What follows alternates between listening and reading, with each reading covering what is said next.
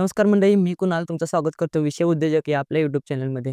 मित्रांनो, माझ्या पाठीमागे जे बघताय गावरान कुक्कुटपालन, मुक्त संचारमध्ये गावरान कुक्कुटपालन करतात आणि एकदम उत्तम पद्धतीने ते यातनं नफा मिळवतात. तो कसं यांचं नियोजन आहे, एकदम गावरान पद्धतीने, एकदम देशी जुगाडू पद्धतीने हे नियोजन केलेलं आहे या फार्मचं. हा व्हिडिओ तुम्ही शेवटपर्यंत पहा, कारण संपूर्ण नियोजन टू झेड सगळी माहिती या व्हिडिओतून आपण देण्याचा प्रयत्न केलेला आहे. अजूनही आपल्या चॅनलला सबस्क्राईब केलं नसेल तर सबस्क्राईब करा आणि तुमचे काही प्रश्न असतील ते कमेंटमध्ये नक्की कळवा. तर मंडळी, आपल्या सोबत आहे तिथले फार्मचे ओनर. सर, पहिल्यांदा तुमचा आणि तुमच्या फार्मची एक छोटीशी ओळख आपल्या शेतकऱ्यांना करून. आपलं फार्म पुणे बेंगलोर हायवे हा. इथून 2 किलोमीटर अंतरावर जकिनवाडी गाव आहे, तालुका कराड, जिल्हा सातारा. कधीपासून सुरू केले तुम्ही आपलं फार्म कमीत कमी आता 2 वर्ष पूर्ण होतील. प्युअर गावरान कुक्कुट? प्युअर देशी, प्युअर गावरान. पहिल्यांदा आपण फार्म पाहून घेऊया.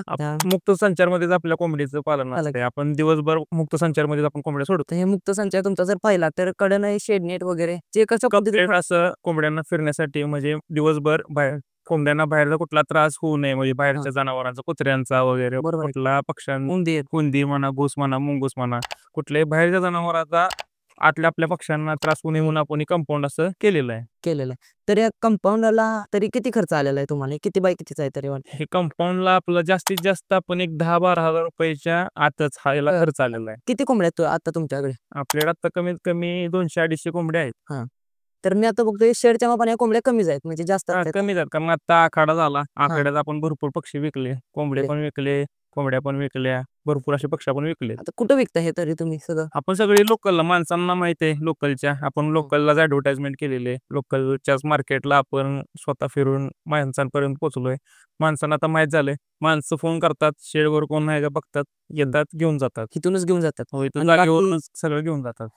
तरी आपल्याकडे प्युअर गावरान आहे का आणि काय आहे कोंबड्यांच्या? आपल्याकडे फक्त प्युअर देशी, प्युअर गावरान पक्षीच आपल्याकडे अवेलेबल आहे. बाकी आता इथे खाद्य तर बघितलं तरी शेवग्याचा पाला टाकलाय. शेवग्याच्या पाल्याचा उपयोग हा कॅल्शियम साठी आहे. कॅल्शियम भेटतं पक्ष्यांना, अंड्याचं उत्पन्न वाढतं, असे त्यांना भरपूर फायदे आहेत शेवग्याचे. किती तर टाकताय शेवग्याचा पाला तरी? आपले झाडं लावले साईडला. आता आपण शेड भाड्याने घेतलंय.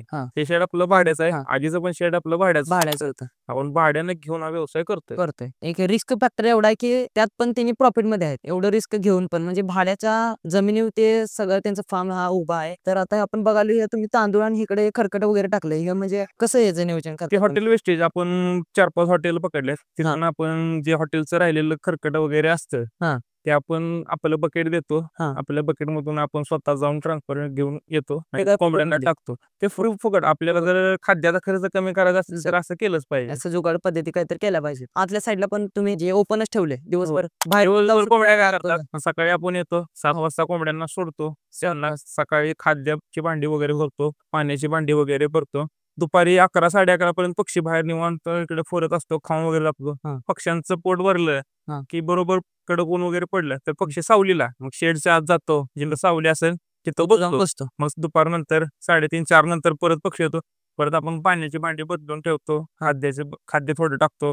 हॉटेल वेस्टेज, आजोला, मेथी घास, मार्केटचं वेस्टेज, मार्केटमधून आपण भाजीपाला, कोबी, फ्लावर, टोमॅटो, काकडी, म्हणजे मार्केटमध्ये वेस्टेज आणतो, ते टाकतो 4 वाजता.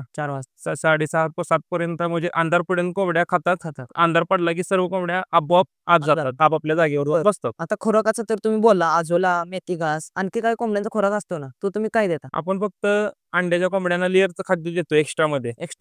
काय असतं ते का विकतच? ते विकतच. आपण गोदरेजचं वापरतो. तर हे आता आपण इकडे बघितलं, हे आता तुमच्या ओपन मध्ये कोंबड्या फिरतात, तर हे तुम्ही काढल्याल का नाही? कोपऱ्यातलं काढलेलं नाही, कारण असं आहे की आता आपल्याकडे सावलीसाठी काय असं मग व्यवस्थित सॅन्युअरिंग झालेलं नाही. मग आता ह्या कोंबड्या बघा, ह्या खाली गवताच्या मोठ्या गवत आहे म्हणून आपण ठेवलं, या गवताच्या खाली सावलीत, प्रत्येक सावलीत आपल्याला इथं कोंबड्या बसलेल्या दिसतात. तर आता आपण बाहेरचं सगळं बघितलं, तर थोडा आता आपण आत जाऊया आणि आतलं तुमचं कसं बघा. आत पण यांनी खूप जुगाडू स्ट्रक्चर केलेला आहे, कोंबड्यांना अंडी घालण्यासाठी असेल किंवा बसण्यासाठी असेल. एक गावरान फार्म म्हणता येईल असं त्यांनी प्रॉपर जिथे नियोजन केलंय. जे गावरान कोंबडीला लागते ते बसण्यासाठी, म्हणजे ती वरच बसते, खाली बसत नाही. तर प्रॉपर या बांबीचं स्ट्रक्चर या ठिकाणी केलेलं आहे. तर या ठिकाणी आपण बघतोय सर डबे तुम्ही ठेवल्यात. आता ते डबे आपण अंड्यांसाठी ठेवल्यात. यात पण कोंबड्यांना अंडी घालायचं, कोंबड्या आत येतात, अंडी घालतात, बाहेर येतात, फिरतात. आता अंडी घालून गेलेले. हा काय अंडा का बॉल आहे? हा बॉल आहे.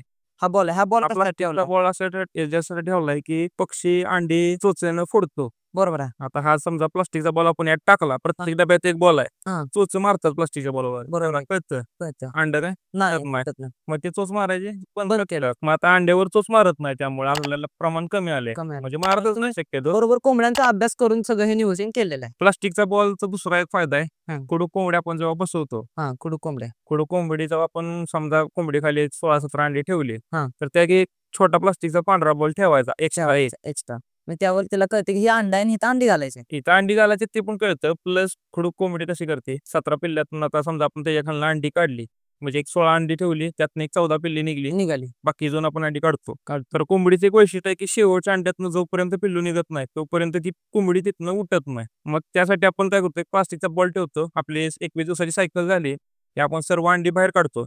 अंडी बाहेर झाली की ते प्लास्टिकचा बॉल, त्यामुळे खुडूक कोंबडीचा खुडूकपणा मोडत नाही. बरोबर. ती कोंबडी तशीच खुडूक पडून राहते.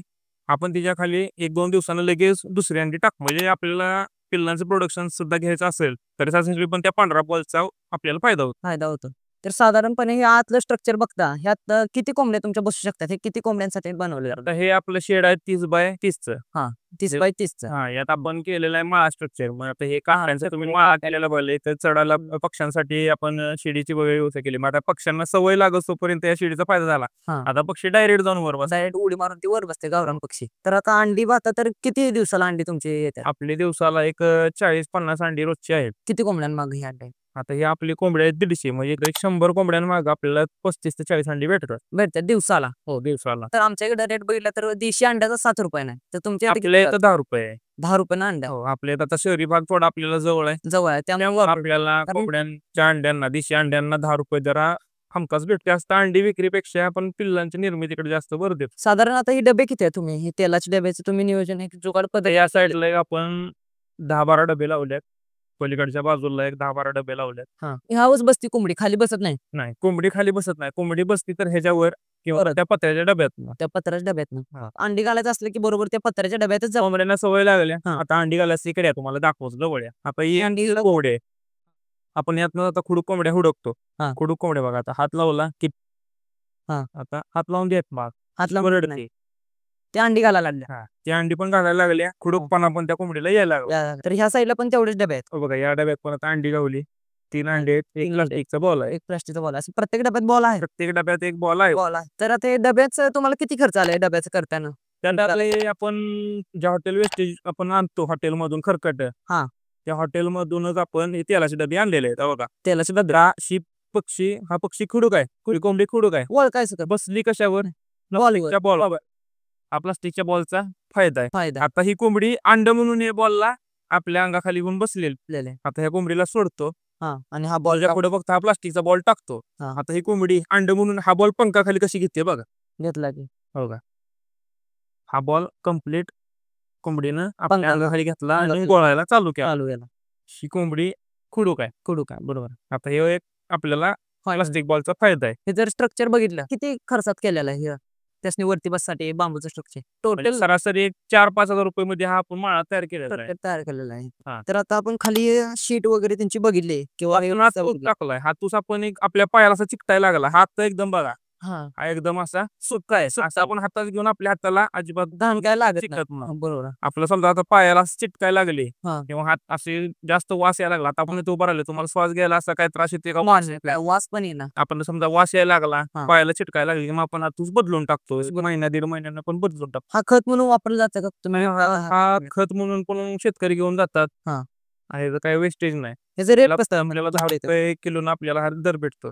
ह्यात पीठ पण मिक्स आहे. आता ह्या साईडला बघितलं तर ते हे खुडूक कोंबड्यांचं त्या साईडला आपण खुडूक कोंबड्यांचं शिक्षण केलंय. ह्यात थोडं जाऊन बघू. आता काही खुडूक कोंबड्या नाही त्यात. आता खुडूक कोंबड्या आपण काढल्या, पिल्लं आता काढली आपण 200-250 पिल्लं काढली कोंबडी घालून. आता ती कोंबड्या बाहेर काढलेल्या आहेत. आता दुसऱ्या कोंबड्या आपण तिथे बसवणार आहे. म्हणजे जेव्हा इकडे जाऊ तुम्ही खुडूक कोंबड्या शिफ्ट करता तेव्हा इकडे एक कोंबडी ह्याच्यात येत नाही. इकडे एक पण कोंबडी येत नाही. खुडूक कोंबड्यांना त्रास होत नाही, डिस्टर्ब होत नाही. खुडूक कोंबड्या त्यांचं ते काम करत असेल इकडे पिल्लांना जन्म द्यायचा. तिकडे आपण खुडूक कोंबड्यांना पाण्याचं एक भांडं ठेवतो, खाद्याचं एक भांडं ठेवतो. कोंबडी येते, अंग मोकळं करते, थोडं खाद्य खाते, पाणी पिते आणि परत अंड्यावर जाऊन बस त्यासनी उब द्यायला अंड्या. तरी 21 दिवसात ती ह्या कुलीत 19 ते 21 दिवस इथेच कोंबडी अंड्यावर असते. पिल्लं निघतात, पिल्लं आपण काढतो, आपल्या ब्रुडिंग रूम मध्ये ट्रान्सफर करतो आणि त्या ज्या कोंबड्यांचा खुडूक चांगला आहे त्या कोंबड्या तसंच ठेवतो, त्यांच्या खाली दुसरी अंडी टाकतो, किंवा जर एखादी कोंबडी अंड्यावर सारखी उडत असेल तर तिला इथून काढतो आणि पलीकडे टाकून देतो कोंबड्यांच्या. तर आता आपल्या ह्यात कोंबड्या किती आहेत? की आपण त्यात आता प्रत्येकी 7 कोंबड्यांमागे एक नर कोंबडा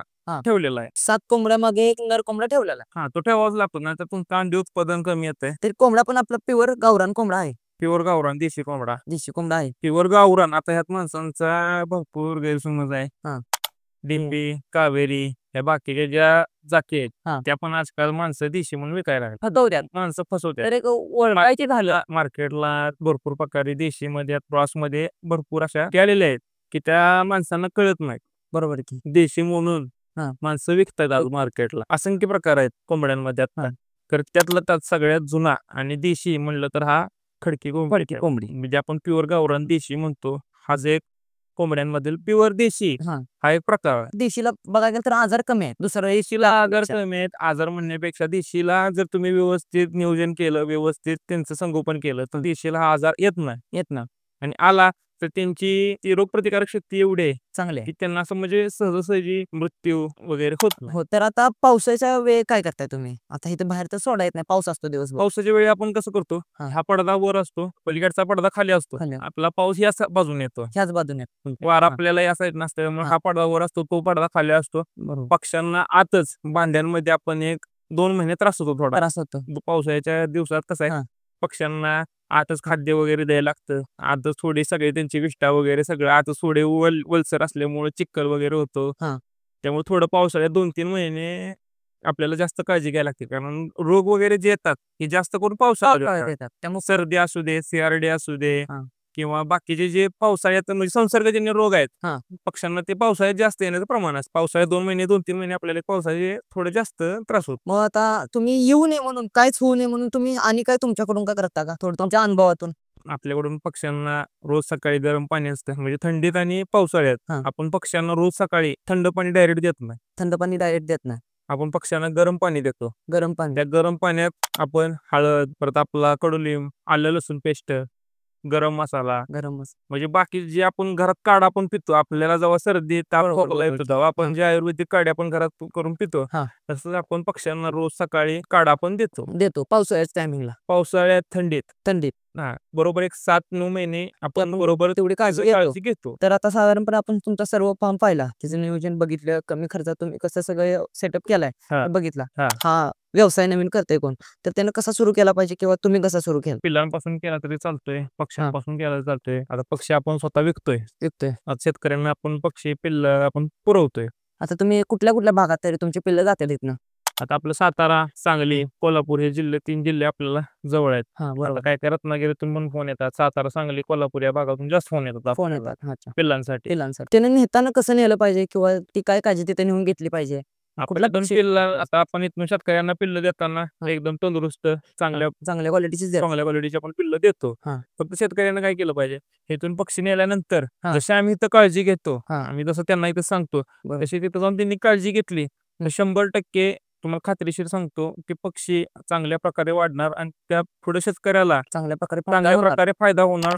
आता प्रत्येकाची एक टेंडन्सी असते, बाबा मला या प्रकारे काम करायचं, बरोबर. अंडी उत्पादन घ्यायचंय, पिल्ल उत्पादन घ्यायचं आहे, किंवा बाबा 1000 पक्षी नेला, मी पक्षी वाढवला, कटिंग लॉट मध्ये विकून टाकला, झटपट पैसे म्हणजे ताजा पैसा ज्याला म्हणतात, तो अंडी विकून म्हणा. 4-5 प्रकार आहेत, त्या स्ट्रॅटेजी मध्ये आपण या धंदा करू शकतो. तर मित्रांनो, व्हिडिओ तुम्हाला कसा वाटला? या व्हिडिओत आपण गावरान कुक्कुट पालन कशा पद्धतीत केलं जातं याची संपूर्ण माहिती दिलेली आहे. आणि जर कुणाला पक्षी जर घ्यायचे असतील, सातारा, सांगली, कोल्हापूर या ठिकाणी 3 जिल्ह्यातून जवळ पडता यांचं फार्म, तर तुम्ही इथून पिल्ली घेऊ शकताय. तर व्हिडिओ कसा वाटला कमेंट मध्ये नक्की सांगा, आणि चॅनलला अजून सबस्क्राईब केलं नसेल तर आताच आपल्या चॅनलला सबस्क्राईब करा. धन्यवाद.